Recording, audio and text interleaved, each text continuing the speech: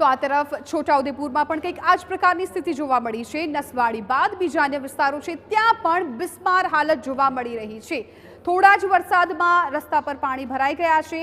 ડુંગર વિસ્તારમાં રોડ બિસ્માર જોવા મળ્યો છે। પહેલા જ વરસાદમાં સ્થિતિ કથળી છે। ડુંગરની માટી રોડ પર આવી જતા કાદવનું સામ્રાજ્ય જોવા મળ્યું। 20 ગામના લોકોને અવરજવરમાં મુશ્કેલી પડી છે। કડુલી મહુડીથી ધારસિમેલ જવાના રસ્તે માટી રોડ પર આવી ગઈ છે। રોડ પર કાદવ કીચડના 2 ફૂટ ઊંચા થર પણ જામ્યા।